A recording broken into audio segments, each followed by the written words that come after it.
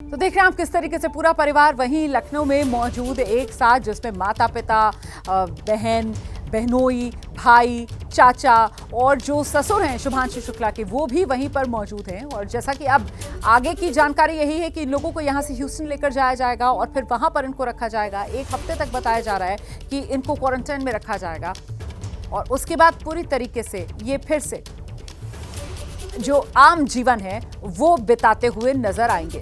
सीधे आपको लेकर चलेंगे। हमारे साथ इस वक्त खास मेहमान वैज्ञानिक रिंटू नाथ जी मौजूद हैं, उन्हीं के पास आपको लेकर चलते हैं और रिंटू नाथ जी से जानते हैं। सर, ये सकुशल वापसी हो गई है शुभांशु शुक्ला की, बहुत बधाई। पूरा देश ही इस वक्त गर्व महसूस कर रहा है। मुझे बताइए कि अब यहाँ से आगे क्या होगा सर?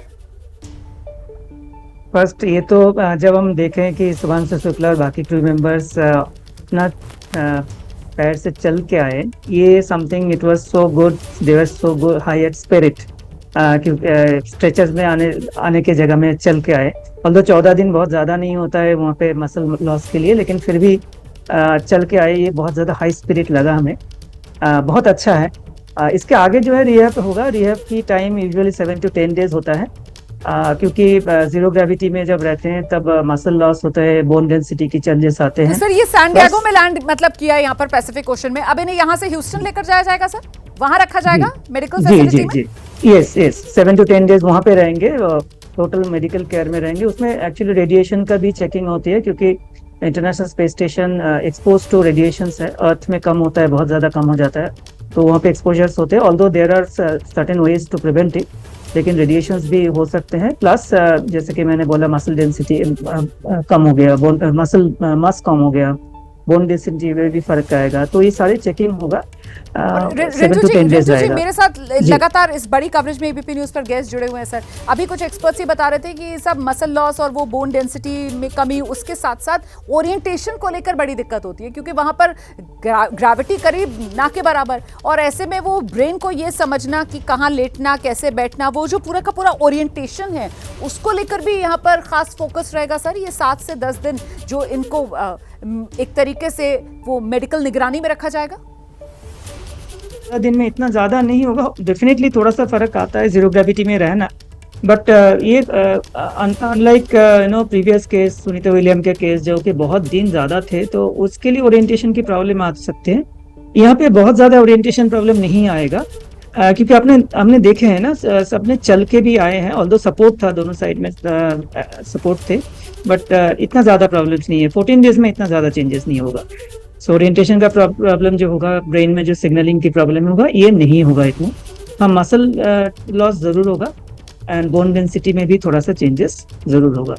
रेडिएशंस का हो सकता है कुछ चेंजेस, वो चेकिंग के बाद ही पता चलता है। यूजुअली प्रिवेंट किया जाता है, but still as a protocol and standard operating procedure ये सारी चीजें चेकिंग तो होगा एंड रिहैब तो होना ही है 7 to 10 डेज। बिल्कुल सर, रहिए मेरे साथ। मैं रिंटू सर आपके पास आऊंगी। हमारे साथ विनोद श्रीवास्तव जी भी एक बार जुड़ गए हैं, वैज्ञानिक हैं, जरा उनके पास दर्शकों को लेकर चलते हैं।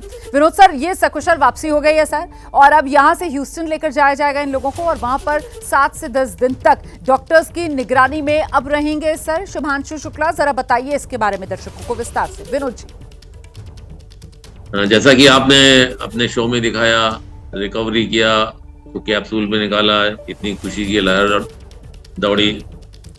अब आदमी जहाँ पर की ग्रेविटी कुछ नहीं थी, शून्य ग्रेविटी से थोड़ी कम, तो वहाँ पर जो हमारी मसल्स वगैरह के उनके क्या हाल थे। जब हमारा ऑक्सीजन का परसेंटेज माइंड में अगर उससे थोड़ा कम रहता है बराबर, तो हमारे सोचने की शक्ति और इसमें भी काफ़ी फर्क पड़ता है।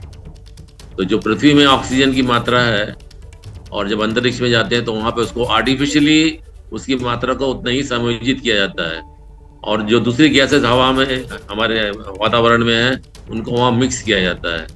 फिर जो आप एक्सेल करते हैं, माने जो आप हवा निकालते हैं मुंह से, उनको प्यूरिफाई किया जाता है, जो कि कार्बन डाइऑक्साइड है उसको कि किसी केमिकल से मिला के उसका कार्बोनेट बना के उसको अलग करते हैं।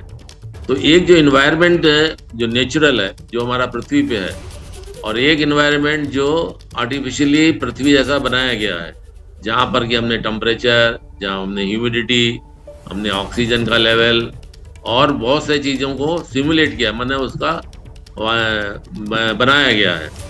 अब ऐसे में जब हम लोग रहते हैं जैसा कि हमने देखा कि अंतरिक्ष यात्री का जो रिकॉर्ड है वो 1 साल से ज़्यादा का है, माने वो लोग 1 साल से ज़्यादा भी उस वातावरण में रह चुके हैं और वो वहाँ के बिल्कुल एकदम उनसे हिल मिल गए हैं। तो उनको जब वो पृथ्वी पे आएंगे तो उनको ज़्यादा प्रॉब्लम होगी। अब जैसे कि हमारे अंतरिक्ष यात्री हिमांशु शुक्ला जी जो थे वो कुछ 18 दिन के लिए थे, तो उन्होंने एक छोटे पीरियड के लिए अपना वातावरण थोड़ा बदला है।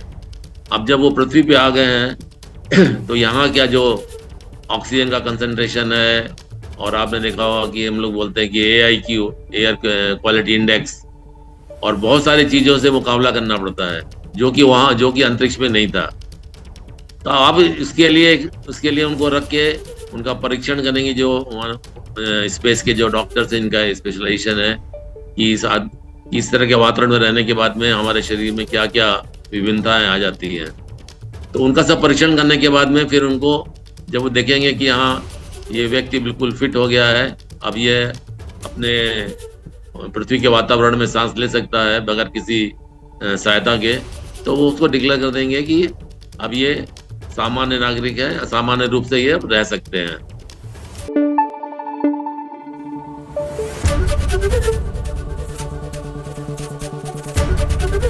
ABP न्यूज आपको रखे आगे।